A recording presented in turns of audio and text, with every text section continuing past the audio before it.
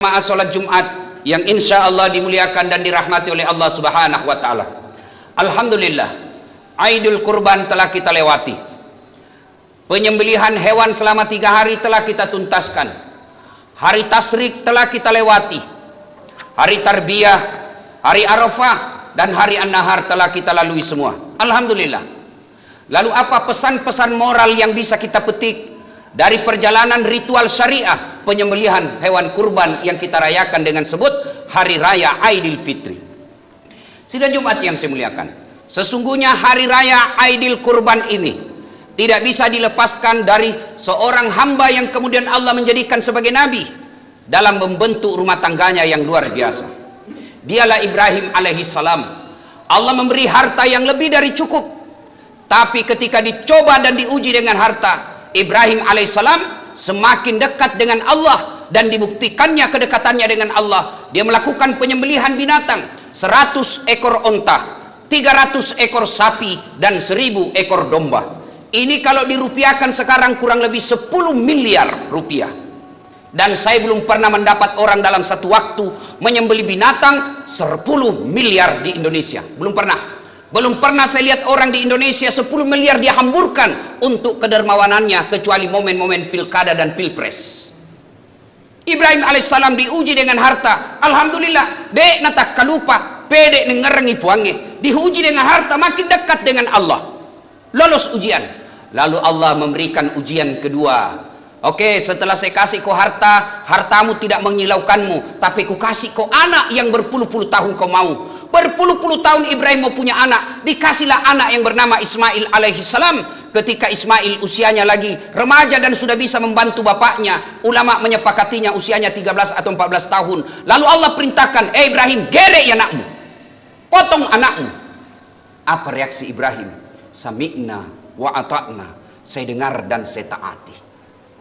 Alhamdulillah, diuji dengan harta, lulus. Diuji dengan anak pun lulus. Lalu Ibrahim alaihissalam dengan hati yang ikhlas, dia panggil anaknya, nak sini kok, saya diperintah Allah menyembelihmu nak. Ibrahim alaihissalam mengajak ngomong anaknya padahal sudah perintah Allah. Bagaimana menurutmu nak?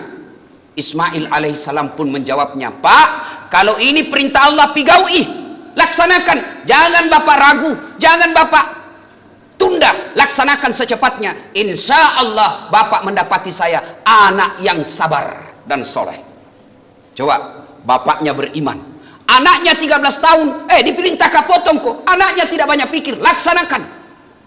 Dan ketika istrinya pun digoda oleh jin, iblis, syaitan, Hajar, kau tahu mau dibawa kemana bapak anakmu itu? Nak bawa jalan-jalan bapaknya.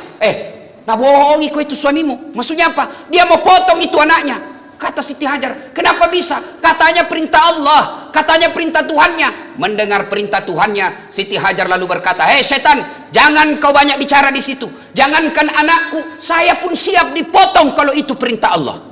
Suami beriman, anak beriman, istri pun beriman. Akhirnya terwujudlah keluarga yang hebat ini. Dan sampai detik ini, dan insya Allah sampai hari kiamat, Ibrahim alaihissalam akan dikenang rumah tangganya.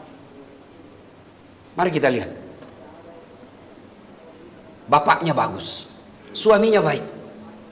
Apa doanya Ibrahim alaihissalam? Dia tidak minta, ya Allah, mudah-mudahan anakku jadi anggota DPR. Ya Allah, mudah-mudahan anakku jadi dokter. Tidak. Ya Allah, mudah-mudahan anakku jadi jenderal. Tidak. Ibrahim alaihissalam meminta kepada Allah dalam sebuah doa yang sangat pendek. Allahumma rabbi habli minas solihin. Ya Allah, berikan hamba anak yang soleh, bukan anak yang cerdas. Cerdas. Kalau tidak ada agamanya, Pak, napa tolo-tolo jaki? Kalau dia cerdas tidak ada agamanya, napa kasiriki, Pak?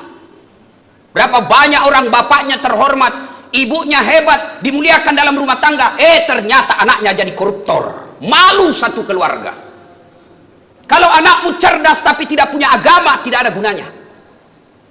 Tinggi anakmu punya sekolah, keluar negeri sekolah, demi Allah ketika kau masuk di alam kubur, yang akan kau harapkan doa-doa dari anakmu. Tapi ketika anakmu tidak pernah kau lihat datang ke masjid, tidak ada harapan kau punya kekayaan yang melimpah. Lihat orang tua dulu, Pak. Saya masih dapat bapakku. Kalau Jumat itu, kira-kira kau mengaji di masjid, Pak, gelisah mencari anaknya. Nah, siapa nih anaknya? Nah tanya istrinya, mana anakmu itu? Mau Jumat belum ada ini mandi? Mari bapak-bapak renungkan. Apa bapak ketika sudah dekat Jumat masih sempat mencari anaknya atau sibuk di warung kopi dengan WhatsAppnya?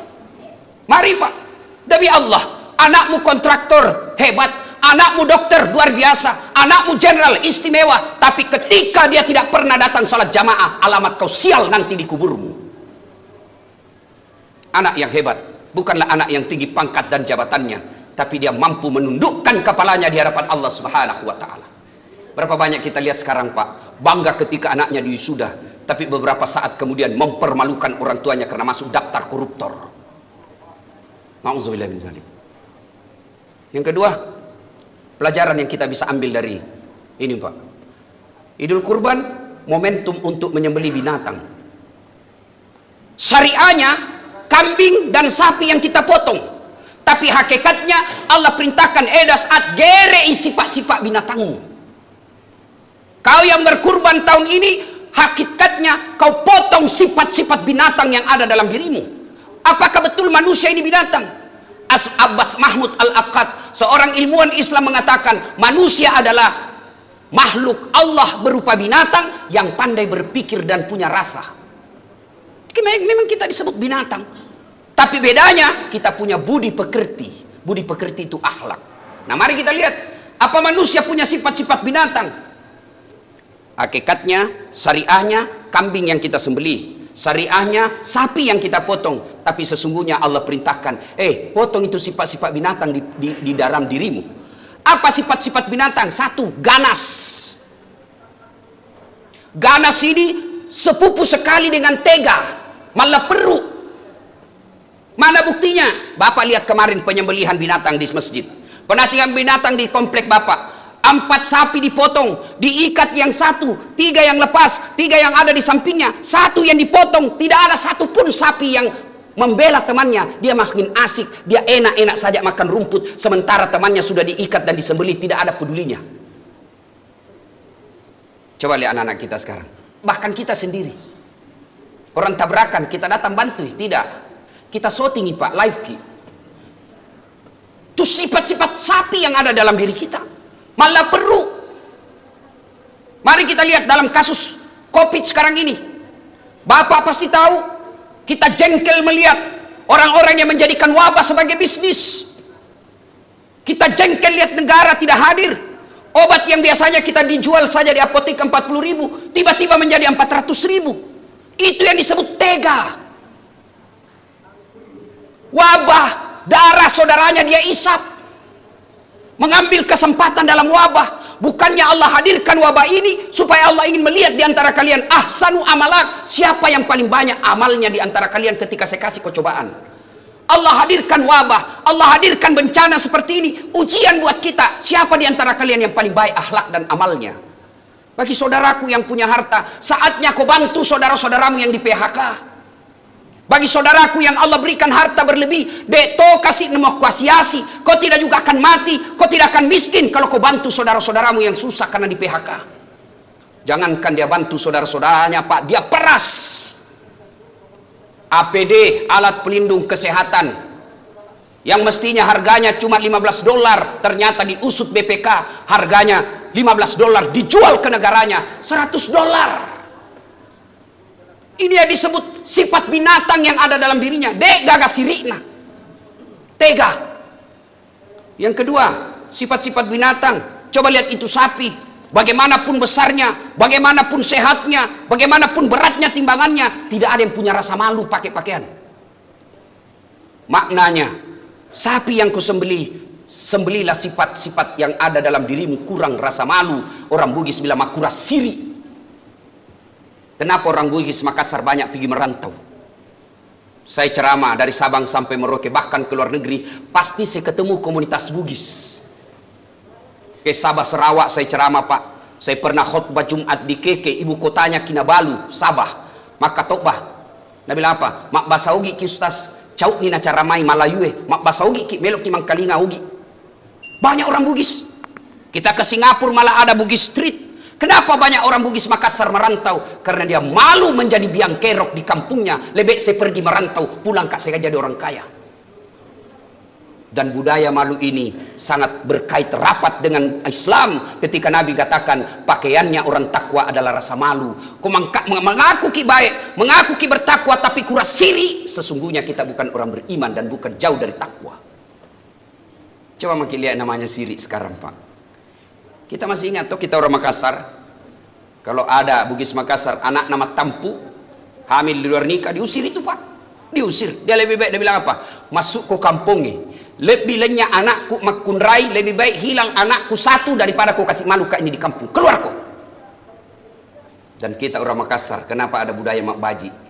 Karena ketika kau bawa lari anaknya orang kau hamili, lari keluar. Kalau tidak dibunuh kau. Siri. Sekarang Pak, nyata-nyata hamil besar anaknya, pesta besar-besar. Baru 3 bulan sudah pesta, melahirkan. Ditanya cepat nak lahir cucu, Tanah bilang lagi tren itu sekarang anak-anak. Dek nagaga siri, na'udzubillah min zalik. Dulu kalau ada orang dibilang parampok pangat, nah tinggalkan kampungnya, Pak. Nah bilang biar saya tinggalkan kampung. Kalau saya perampok biarlah, yang penting jangan di kampungku karena malu kak ditahu. Sekarang orang Pak nyata-nyata pernah jadi terpidana, nyata-nyata pernah ngerampok, masih lagi dibilang asas praduga tak bersalah. Sudah nyata pernah di penjara, ndak malu mat cale. Budaya malu sudah mulai hilang. Dulu kita malu kalau dibilang perampok, pencuri. Sekarang nyata-nyata koruptor. Wah, mobilnya dia pamer depan rumahnya. Rumahnya mewah padahal dia pegawai negeri. Dari mana kau ambil uang kalau tidak ada bisnismu yang lain? Pasti mencuri. Dan tidak malu. Dan parahnya lagi, kita sudah tahu itu uang koruptor itu uang dicuri. Tapi kita datang cium tangannya. Kita merasa dia hebat. Nauzubillah min zalik. Mari. Menyembeli Idul Kurban, menyembeli binatang. Mari sembeli sifat-sifat binatang yang ada dalam diri kita. Apalagi sifat binatang yang ada dalam diri kita. Serakah, mengoah. Coba lihat itu, Pak. Monyet kasih pisang, makan habis. Sudah penuh itu, nah simpan di temboloknya, simpan di lehernya. Kasih lagi, nah tolak, tidak, nah simpan di pipi kanannya. Kasih lagi, nah simpan pipi kirinya. Kasih lagi, kaki kanannya pegang, kaki kirinya pegang, tangan kanannya pegang, tangan kirinya pegang. Dikasih tamannya, masih direbut. Mengoah, serakah. Dan kalau pribadi-pribadi begini banyak di masa Covid, Pak, yakin Covid tidak akan jauh dari kita. Maka semakin besar karena Allah makin jengkel melihat tidak ada pri kemanusiaan di antara kita. Sidang Jumat yang saya muliakan, mari khutbah Jumat kali ini menjadi iktibar dan pelajaran moral, pelajaran kehidupan sehari-hari kita dari Ibrahim alaihissalam dan keluarganya. Jadilah bapak yang baik, jadilah anak yang baik, jadilah istri yang baik. Anak dan bapak, istri yang baik melahirkan rumah tangga yang sakinah mawaddah warahmah. Kalau rumah tangga baik, maka terbentuk RT yang baik. RT yang baik otomatis membentuk satu desa yang baik. Satu desa yang baik akan terjadi kumpulan-kumpulan desa baik, membentuk satu kecamatan. Satu kecamatan yang baik maka membentuk kecamatan yang baik. Jadilah satu kabupaten yang soleh dan soleha. Satu kabupaten soleh dan soleha membentuk provinsi yang baik, dan pada akhirnya membentuk negara yang baik. Berawal dari rumah tangga yang baik. Salah satu sebab negara kita terpuruk seperti ini, salah satu sebabnya karena rumah tangga gagal menjadikan rumah tangganya menjadi rumah tangga yang soleh dan soleha. Mudah-mudahan Idul Kurban hari ini yang baru saja kita lewati menjadi pelajaran buat kita. Bukan saja kita teriak-teriak mau Idul Kurban di masjid dan lapangan, tapi sesungguhnya kita punya usaha untuk menyembelih sifat-sifat binatang yang ada dalam diri kita dan meneladani Ibrahim dalam keluarganya dalam membina rumah tangganya. Semoga ada manfaat. Lebih dan kurangnya mohon dimaafkan. Nun wal kalamim sturun. Billahi fi sabilil haq. Barakallahu li wa lakum wa izza'il mu'minin. Innahu huwal ghafurur rahim.